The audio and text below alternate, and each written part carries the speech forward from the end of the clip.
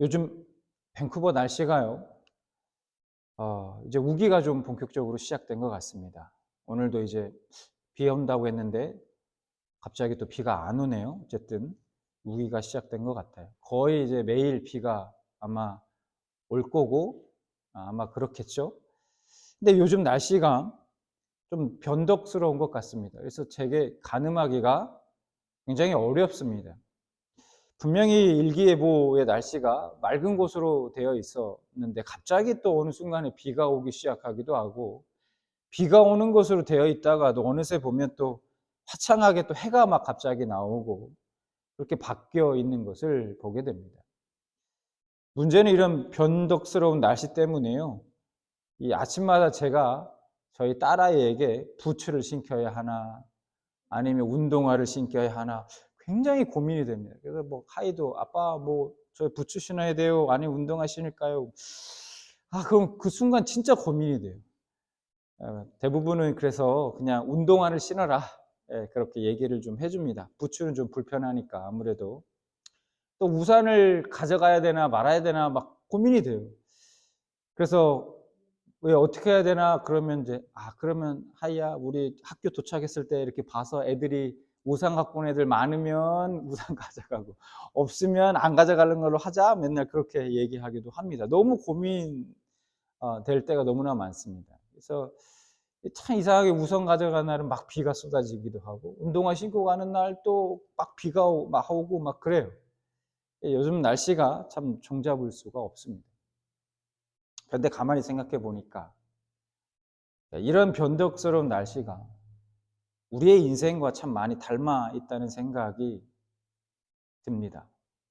어떤 날에는 뭐 하는 일들도 잘 되고 순탄하기도 하고 또 막 기쁘기도 하고 행복하기도 하다가, 그런 날이 뭐 계속될 것 같지만, 그렇게 화창한 날이 계속될 것 같지만 어느새 예기치 못한 어떤 어려운 일들이 생기고 또 아프고 또 고통스럽고 그리고 걱정과 근심 속에서 잠 못 이룰 때가 있다는 것이죠. 오늘 본문 말씀이 이런 우리의 인생을 단편적으로 잘 보여주고 있다고 생각이 듭니다. 지금 제자들은요, 배를 타고 가던 중에 풍랑을 만나게 됩니다. 그래서 생사의 갈림길에 놓이게 돼요. 마태복음 14장 24절, 오늘 본문 말씀 24절 보면 배가 이미 육지에서 술이나 떠나서 바람이 거스름으로 물결로 말미암아 고난을 당하더라. 그런데 이런 일을 만나기 전에, 이런 생사의 갈림길에 놓이기 전에 제자들에게 무슨 일이 있었는가? 제자들은 예수님과 함께 물고기 2마리, 떡 5개로 5천 명을 먹이시는 그런 사건, 우리가 알고 있는 오병이어의 사건이죠. 오병이어의 사건을 직접 체험하고 또 경험했습니다. 엄청난 기적을 경험한 것이죠. 그래서 마태복음 14장 20절, 21절 보면 이렇게 말씀하고 있어요. 다 배불리 먹고 남은 조각을 12바구니에 차게 거두었으며 먹은 사람은 여자와 어린이 외에 5천 명이나 되었더라. 정말 엄청난 기적입니다. 평생도록 한번 경험할까 말까 한 엄청난 기적과 은혜를 그들은 경험했습니다. 그런데 이런 감격적이고 놀라운 은혜를 경험한 지 불과 몇 시간 만에 지금 제자들은 생사를 넘나드는 고난의 그 한가운데로 들어가 있었던 것이죠. 그렇습니다. 이것이 바로 우리 인생인 것이죠. 화창한 날씨처럼 화창하게 개인 햇빛이 비추다가도 어느 순간에 소나기가 쏟아지는 그런 날들이 찾아오는 것처럼 우리의 인생이 그렇다는 겁니다. 오늘 보면 22절 말씀을 보겠습니다. 예수께서 즉시 제자들을 재촉하사 자기가 무리를 보내는 동안에 배를 타고 앞서 건너편으로 가게 하시고, 제가 앞서 말씀드린 대로 제자들은 오병이어라는 그런 오병이어의 기적을 직접 보고 체험했어요. 물고기와 떡을 먹고 배가 부른 무리들은요, 흥분이 가라앉히지 못했습니다. 이게 너무 이게 진짜 엄청난 기적을 경험한 후에 그 많은 무리들이 예수님을 잡아 우리의 왕으로 세우자 난리가 났습니다. 지금 그럴만 하죠. 제자들도 마찬가지였을 겁니다. 무리들만 그런 것이 아니라 예수님만 함께 하시면 우리가 앞으로 먹고 사는 일은 걱정할 필요가 없겠구나. 그렇게 생각하며 자신들을 배불리 먹여준 그 예수님을 자신들의 왕으로 삼으려고 했습니다. 그런데 그 순간 예수님은 말씀 속에 뭐라고 말합니까? 즉시 재촉하사 제자들을 배에 태워서 바다 건너편으로 보내십니다. 여러분, 제자들은 그 자리에서 무리들과 함께하면서 예수님과 함께하면서 즐거워하고 기뻐하면 안 됩니까? 그 은혜의 현장 속에서 사람들과 같이 그 은혜를 나누면서 하나님께서 예수님께서 우리에게 이런 엄청난 은혜를 베푸셨다. 기적을 베푸셨다 하면서 하나님께 영광 올려드리면 안 됩니까? 그 자리에 좀 더 있으면 안 되나요? 왜 이렇게 예수님은 등을 떠밀듯이 제자들을 배를 태워서 건너편으로 보내셨냐 하는 겁니다. 왜 이렇게 무엇인가 쫓기듯 급하게 제자들을 보내신 것일까요? 예수님은 제자들을 오병이어의 맞은편 현장, 은혜의 현장의 건너편에 있는 또 다른 삶의 현장으로 제자들을 보내셨습니다. 그리고 나서 예수님이 하신 일이 있었어요. 예수님은 제자를 보내고 무엇을 하셨는가? 23절. 무리를 보내신 후에 기도하러 따로 산에 올라가시니라. 저물매 거기 혼자 계시더니 그 은혜의 현장을 뒤로 하고 무리들과 제자들과 떨어져 홀로 기도하러 산으로 가셨습니다. 그 은혜의 기분에 취해 있는 것이 아니라 그 시간 오롯이 하나님과 은밀하고 친밀한 시간을 보내셨어요. 여러분, 우리는 은혜의 현장에 머물고 싶어 하죠. 되도록이면 오랫동안 그 시간이 우리 삶 가운데 지속되길 바라고 그 은혜를 계속해서 누리길 원합니다. 누구나 마찬가지일 거예요. 사람들은 예수 믿고 이런 삶이 될 거라 기대하기도 합니다. 그러나 우리 주님은 그 순간 그 은혜를 오직 하나님과 나누고 싶어 하십니다. 하나님 외에 다른 것에, 다른 어떤 목적에, 다른 사람들을 그 은혜의 근거로 삼고 싶어 하지 않으십니다. 많은 사람들이 은혜의 현장을 경험한 후에 교만해지거나 때로는 그 은혜 때문에 넘어지기도 하고 반대로 무기력하고 또 우울감에 빠지거나 심지어 시험에 드는 경우도 있습니다. 예수님을 통해서 우리가 깨닫게 되는 것은 은혜의 현장을 경험했다면 그때가 더욱더 하나님과 홀로 대면해야 될 때라는 사실을 우리가 기억해야 한다는 거죠. 그래야 우리는 주어진 그 은혜로 말미암아 넘어지지 않을 수 있다는 겁니다. 오병이어의 맞은편 현장, 그 은혜의 현장의 건너편에 있는 또 다른 삶의 현장으로 제자들을 보내신 이유가 바로 여기에 있다는 겁니다. 24절 보겠습니다. 다시 보면 배가 이미 육지에서 수리나 떠나서 바람이 거스름으로 물결로 말미암아 고난을 당하더라. 예수님 없이 제자들만 타고 있던 그 배는 항해 중에 거센 바람을 만나게 됩니다. 강한 역풍으로 인해 배는 더 이상 앞으로 나아가지 못했습니다. 이미 육지로부터 수리나 떨어져 있었기 때문에 다시 돌아갈 수도 없었습니다. 갈릴리 바다 한가운데 갇힌 제자들은 오도 가도 못한 채 홀딱 밤을 지새우며 폭풍우와 사투를 벌이고 있었습니다. 배가 육지에서 수리나 떠났다고 말씀합니다. 제자들의 심리적 거리가 그 은혜의 현장에서 멀어졌다는 것을 의미합니다. 언제 그런 기적과 같은 그 엄청난 은혜를 받았었는지 그 은혜는 이미 사라진 지 오래죠. 고난 속에서.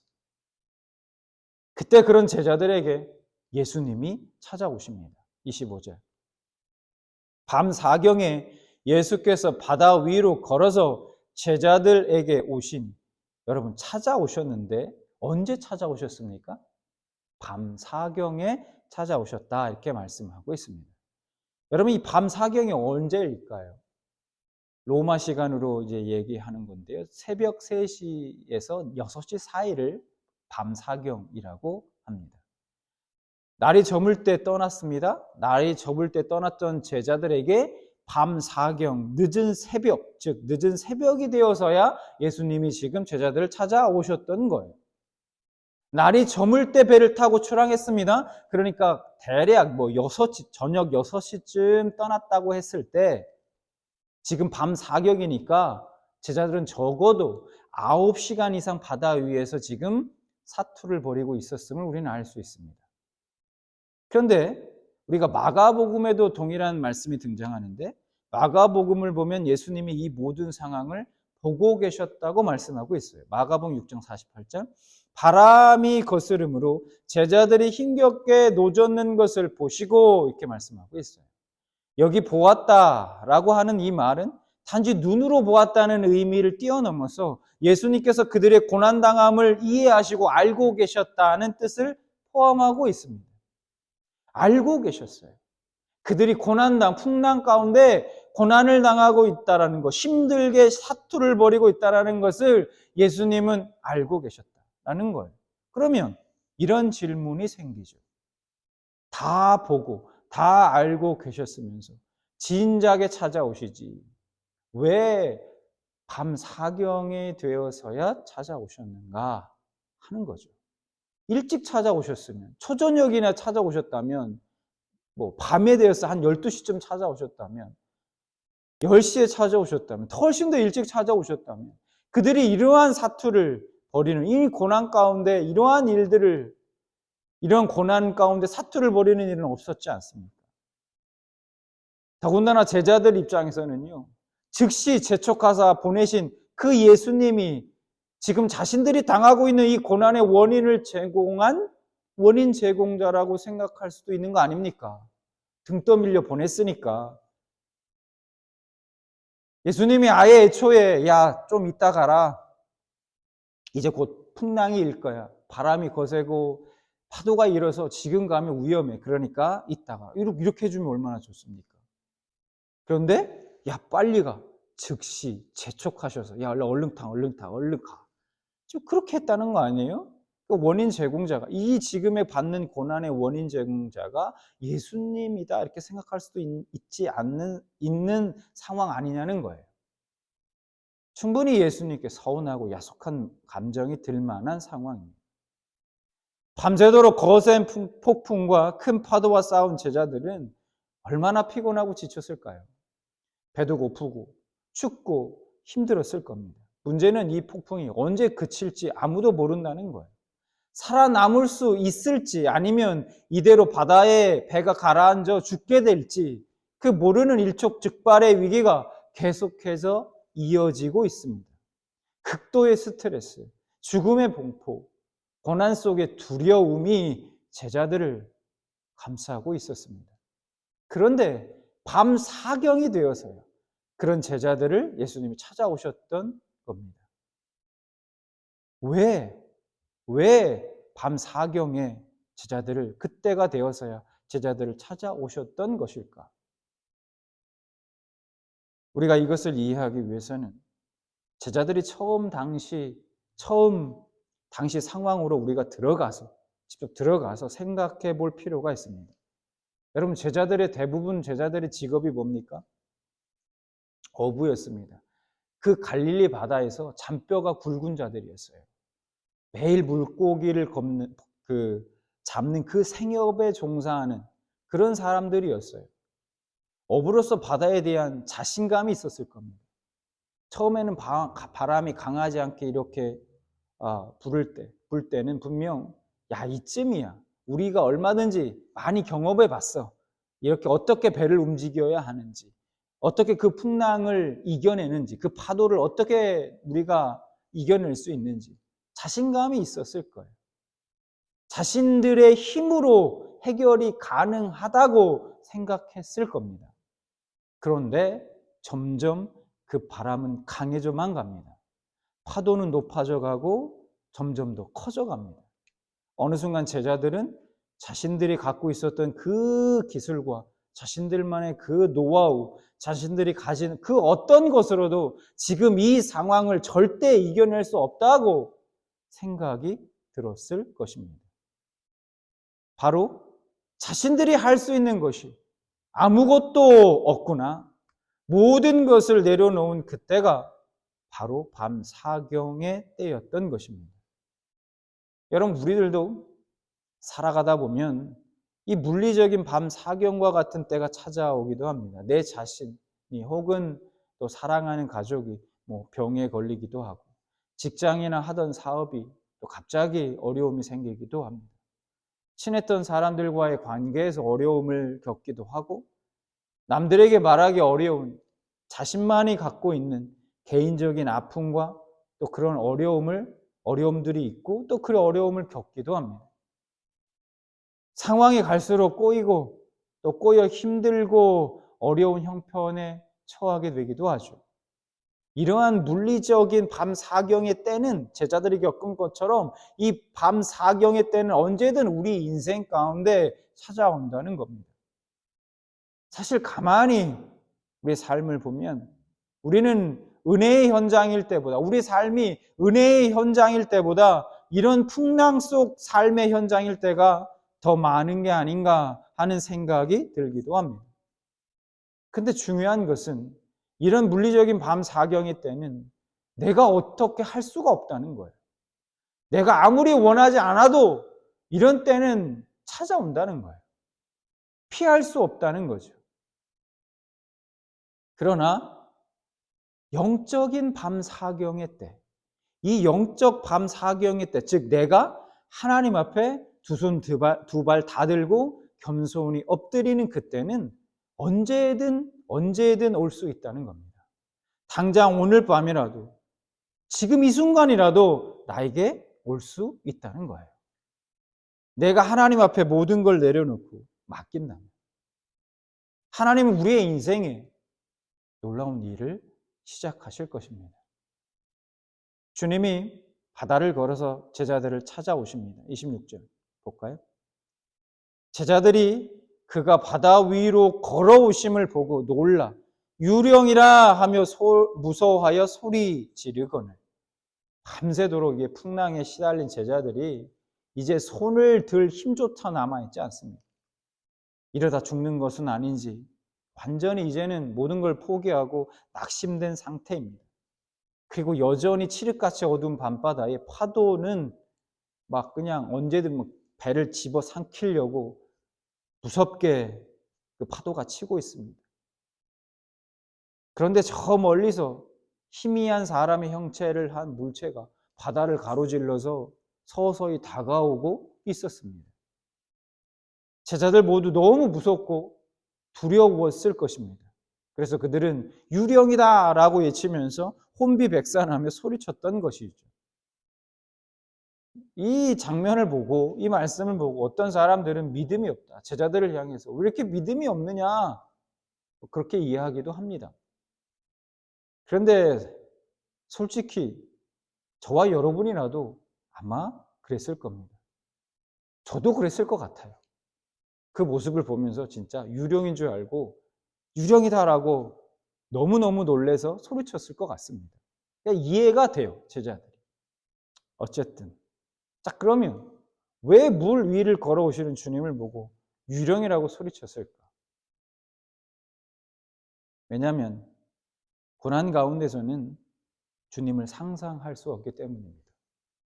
지금 내가 겪고 있는 이 고난만큼은 주님도 어찌하지 못할 거라고 생각하기 때문이죠. 이것이 우리의 한계이자 사실은 이것이 우리의 연약함인 것입니다. 주님은 그런데 그런 제자들을 찾아오셔서 먼저 위로하십니다. 27절 예수께서 즉시 이르시되 안심하라 나니 두려워하지 말라.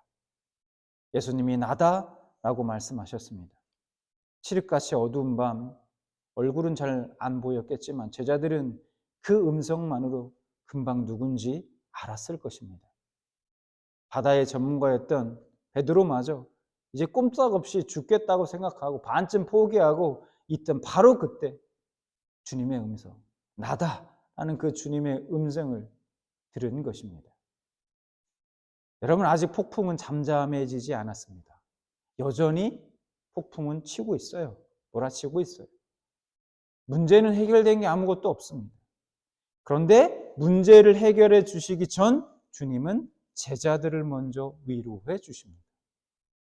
우리 삶 가운데도 여러분 그렇죠. 여전히 풍랑이 있을 수 있어요. 여전히 풍랑이 몰아치고 있을 수 있습니다. 고통이 있고 내 삶 가운데 어려움이 있을 수 있어요. 그런 힘든 상황에 풍랑은 당장 달라지지 않더라도 우리 영혼의 풍랑을 잠잠케 하시는 주님의 그 위로하심은 언제든 나를 향해 있다는 거죠. 그것을 여러분 항상 붙들고 살아가시는 여러분들 되시기 바랍니다.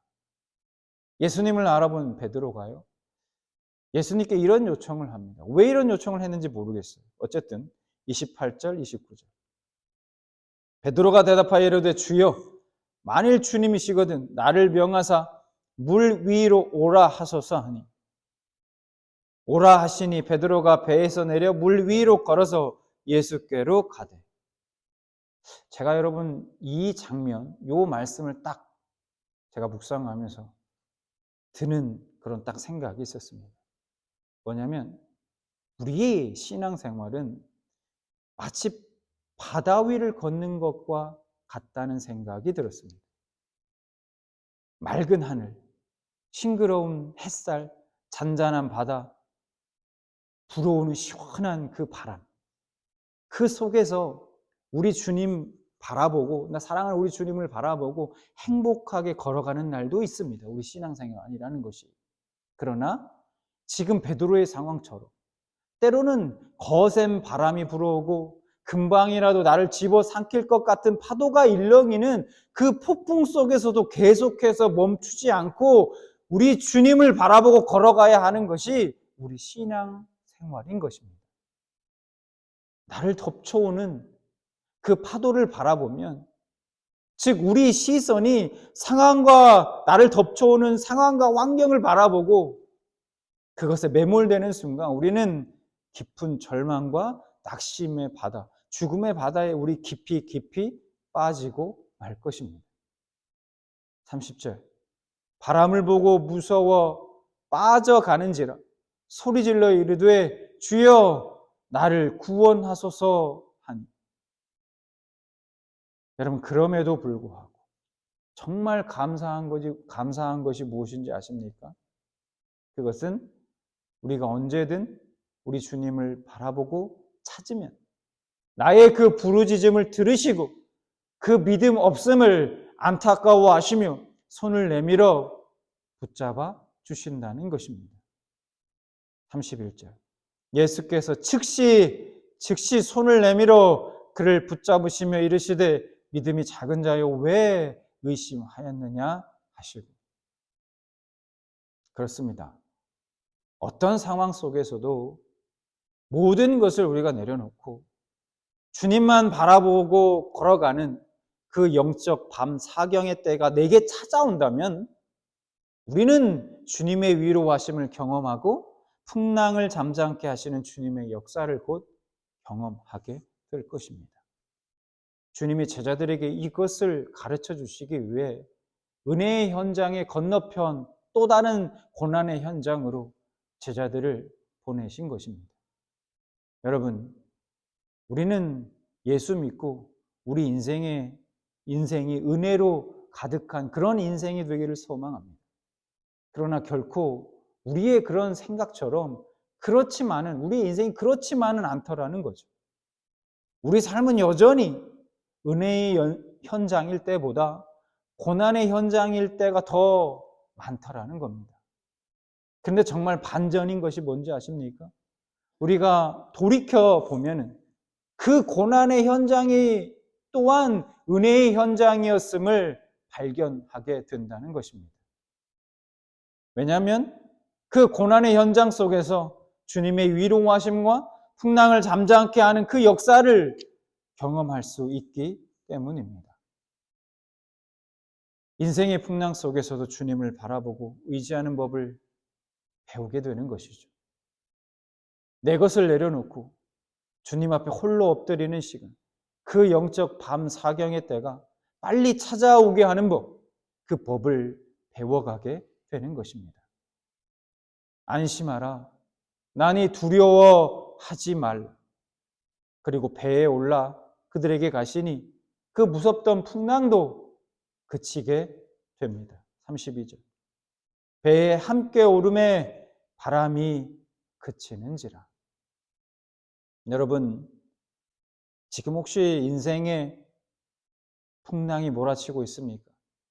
그곳에서 힘겹게 노를 젓고 계십니까? 걱정하지 마십시오. 안심하라. 두려워 말라. 라고 주님 우리에게 말씀하십니다.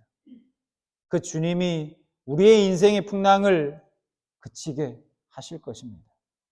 그리고 결국 우리는 우리 삶의 고난의 현장조차 은혜의 현장으로 바꿔갈 수 있는 세상이 감당할 수 없는 믿음의 사람으로 점점 세워져 가게 될 것입니다. 신앙은 우리의 삶이라는 그 배에 주님을 선장으로 모시는 것입니다. 하나님은 때로 우리를 은혜의 현장에서 떼어놓으시고 홀로 있게 하시기도 하고 고난이라는 그 풍랑 가운데 우리를 집어넣어 그곳에서도 주님을 만나게 하십니다. 여러분이 인생의 풍랑을 만났을 때 내 경험, 내 지식, 내 노하우 등등 내 것을 내려놓고 가장 먼저 주님을 바라보고 의지하는 그 밤 사경의 때가 항상 빨리 찾아올 수 있기를 진심으로 소망합니다. 그래서 어느 환경에서도 감정이나 어떤 환경이나 상황을 통해 흔들리는 그런 모래 위에 지은 집이 아닌 어느 상황에서도 흔들림 없는 반석 위에 지은 집이 되시길 소망합니다. 바다 위를 걸어가는 것과 같은 우리 인생길에 심지어 나를 삼키려 하는 풍랑 속에서조차 잠잠히 우리 주님께만 시선을 고정하고 걸어가시는 여러분 되시길 진심으로 소망합니다.